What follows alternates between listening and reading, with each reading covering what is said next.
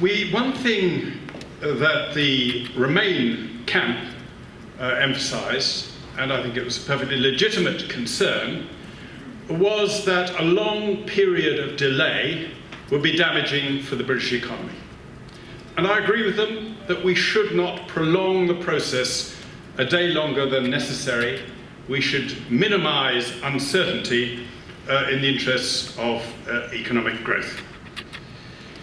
So that's something we ought to unite about rather than divide us.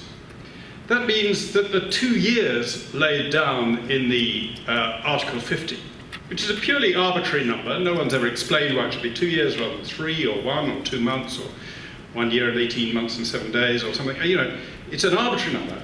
That should be a maximum, not a minimum. We shouldn't say the process will take 2 years, but we want to complete it more briefly than that if we can. Remember, it took barely 2 years to negotiate our entry to the European Economic Community. And that involved far more massive changes than leaving requires. We had to change our tax system and introduce value-added tax for the first time. We had to change our whole system of financial support for farming, had to change our whole structure of external tariffs, and a whole range of other things. We don't have to do all that before leaving. So what should we do?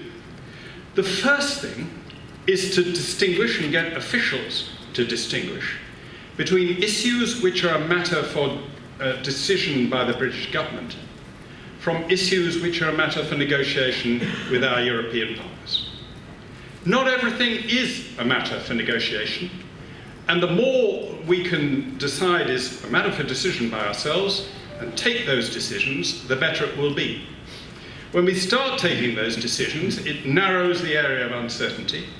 It also narrows the field for negotiation and makes the subsequent negotiations simpler. The first decision we should take is the one that I'm happy to say Theresa May announced yesterday. And that is to nationalise the acquis, to incorporate all existing European law and regulations into British laws. Now, you might think that odd, some people might think that odd, that those of us who were worried about being subject to European laws want to make European laws British. But once they're part of our British corpus of law, they can be amended, altered, improved, repealed, or kept unchanged, as we choose, through our ordinary democratic processes after we've left. Meanwhile, they give certainty to business that they can operate under the same set of rules after the day after Brexit as they could before Brexit, and that any changes, as changes to our existing laws, will be made through the normal democratic process, and they'll have an option to lobby and influence those decisions. The second decision we should take is to confirm the position of EU nationals who've come to this country under their existing rights of residence in the UK, and say that they have the right to remain. That's a humane thing to do in their interests. It's also in the interests of their employers, and then everyone will know where they stand. The idea that they should be held as a kind of bargaining counter against any possible threat from our EU partners that they might expel British citizens from the EU, where they've exercised similar rights, is a nonsense. No EU country is proposing to do that. B, if they did propose it, they would be vilified by the international community. And C, when we faced similar situations in the past, when Uganda expelled all British passport holders from Uganda, we didn't threaten to expel all Ugandan citizens from Britain. It's something we wouldn't do, and we shouldn't delay issues. We should confirm their position. But the quid pro quo of that is, once we've confirmed their position and said anybody coming up to a certain date, be it the referendum date or the date of the announcement, will have the right to remain. We should then say anyone coming after that period will be subject to the system of immigration control which we would apply comprehensively to EU citizens as we do to non-EU citizens from friendly countries. If the EU objects to that, then actually that would give us a right in international law to resile from the treaties under the Treaty of Vienna, but that's an aside. We have to take those decisions and make it clear where we stand on the immigration issue.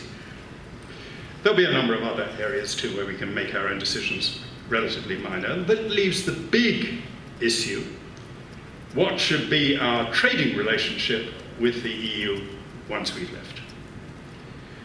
By saying that we are not going to allow free movement of labour to continue, we've ruled out the option of becoming members of the European Economic Area.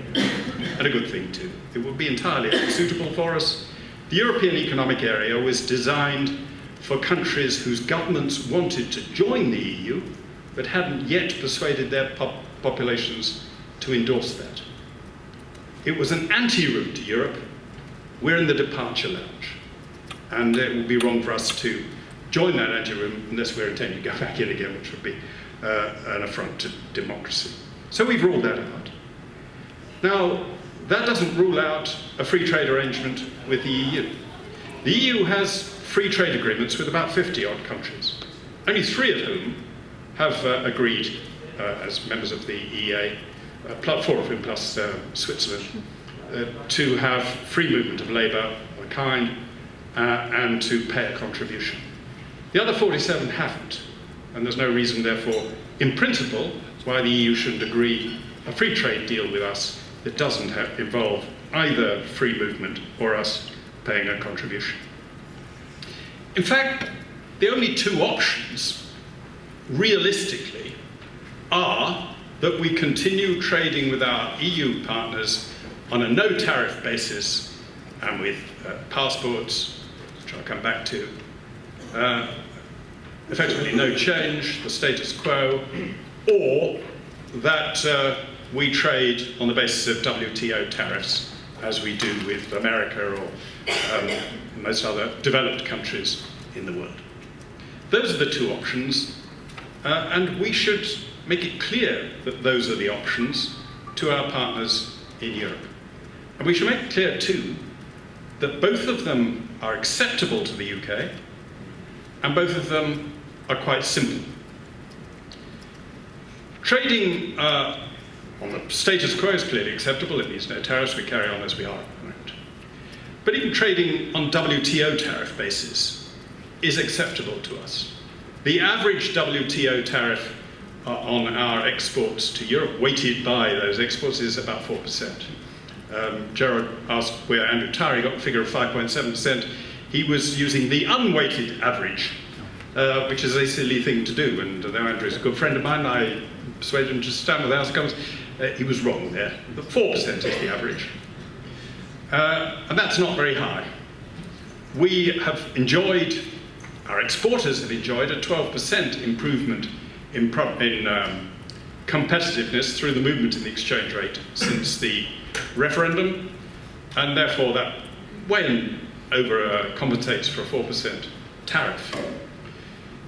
Some tariffs, of course, are higher than others. The tariff on motor cars is nearly 10%, but even that we are compensated by a 12% devaluation. By contrast, our continental trading partners have had to face the reverse of 12% deterioration through the exchange rate in their competitiveness, and if they insist on tariffs, they'd have roughly a 4% on top of that.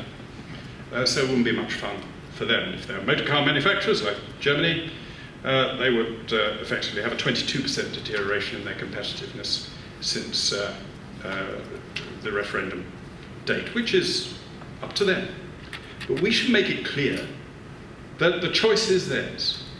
We have no desire to impose tariffs.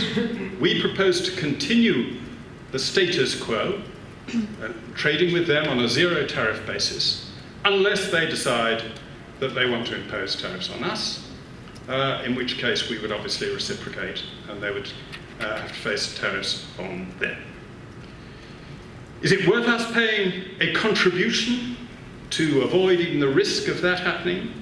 Our net contribution to the EU is nearly £10 billion a year. That's 7% of the value of our exports to the EU. So it's equivalent to us paying a 7% tariff to avoid a 4% tariff. Now, I don't know about you, but that doesn't strike me as a good deal. So there's no point in us trying to trade off some contribution to avoid continuing contributions in order to avoid tariffs. The very first, or the two key lessons of negotiation, unfortunately, business people will be aware of this, but most of the people who are involved in this decision-making and even more involved in commenting about it have absolutely no experience of negotiation. The first two lessons of negotiation are, first of all, narrow your focus. That we'll do by taking decisions about our own issues and freedom of movement, and then narrowing it down to trade. The second is to let your partners, your negotiating partners, know that you are prepared to walk away with no deal. We are prepared to walk away with no deal. We'll still be better off than we were under the old regime, the old exchange rates before the referendum day. Once they know that, it's up to them. If economic common sense prevails, we will continue with zero tariff trading and no new barriers. If their desire to punish Britain prevails, or to be seen to be punishing Britain, or Britain be seen to suffer in order to discourage others from following our example, then, okay, we go to WTO tariffs, and they are cutting off their noses to spite our face. They will experience greater losses than we will, but over a bigger volume of trade. But that's up to them. There's nothing really you can do to compromise on that. If they want to punish us, they will punish us at the expense of punishing themselves. So we shouldn't just pretend there's some sort of magical formula that can avoid that. Let me deal specifically, before I sit down, with the issue of passporting. I was actually as well as being the only serving member of Parliament who's ever negotiated a trade deal, which is the Uruguay round, which reduced tariffs between developed countries to this almost negligible level of low single figures.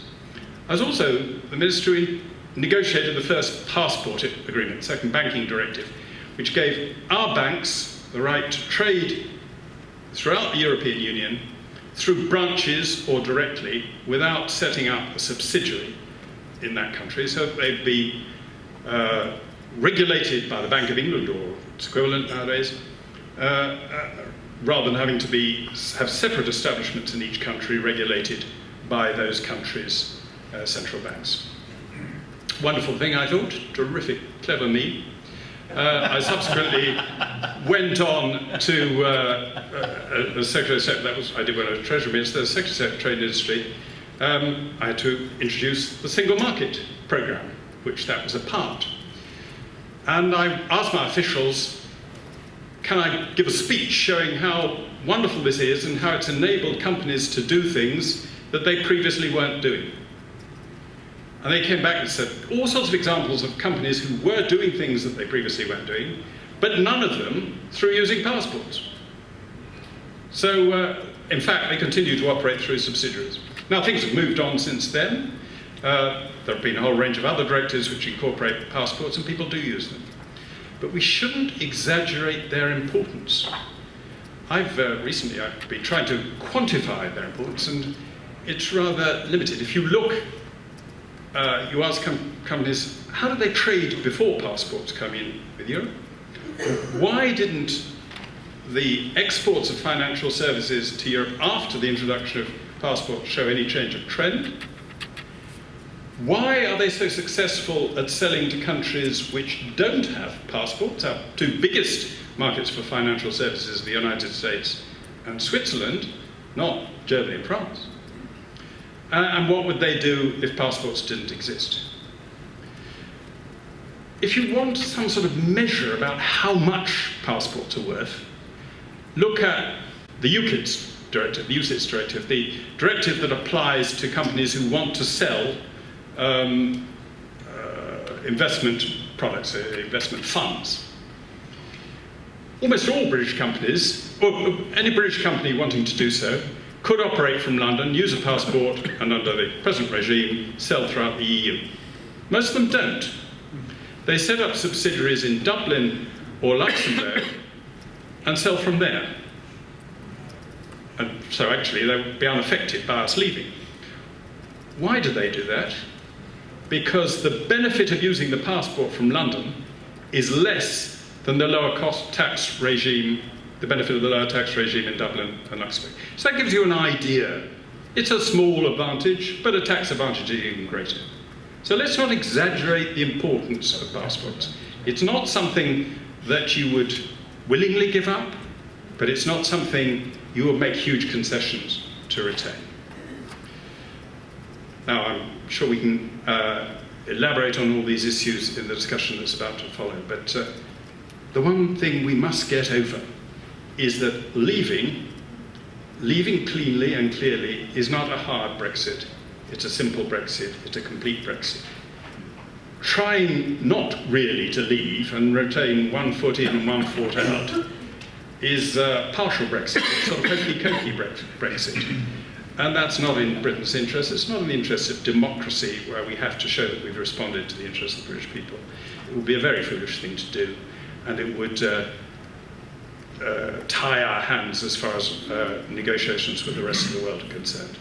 So I'm very optimistic that we'll get out with either a good deal or no deal, but either way, it will be better than the past.